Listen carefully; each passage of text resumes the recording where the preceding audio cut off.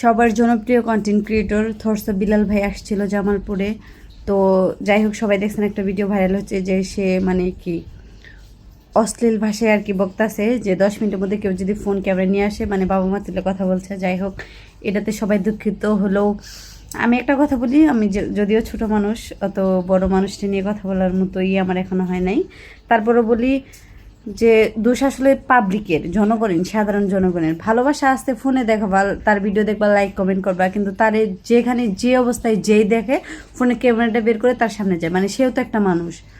মানে সে viral person, তো কী হয়েছে, তারে যেখানে সেখানে দেখবো তো তার কাছে ছবি উঠতে যাবো, ভিডিও করতে যাবো কেন?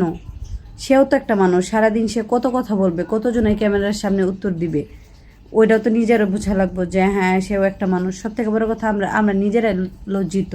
সে আসছে ভালো কথা, ভালোভাবে বলবো যে ভাই একটা ভিডিও করবো, একটা ছবি তুলবো, যদি পারমিশন দেয় তো দিল, না দিলে নাই। কি এমন হয়ে আসছে যে তার সাথে ছবি তোলাই লাগবো, তার সাথে ভিডিও করাই লাগবো?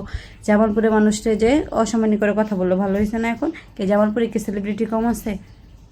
জামালপুরে যাই হোক ছোট ছোট আছে, আপনারা তাদের ভালোবাসা দেন, নিজ জেলার মানুষটা ভালোবাসা দেন, ভালোবাসা দিয়ে আগে নিয়ে যান। হ্যাঁ, ও সে হচ্ছে শেরপুরের, আমরা হচ্ছে জামালপুরে, ঠিক আছে? ভালোবাসা মানুষ, ভক্ত থাকতেই পারে। তাই বলে এভাবে যেখানে যেমনি দেখবেন হুমড়ি খেয়ে পড়া লাগবো?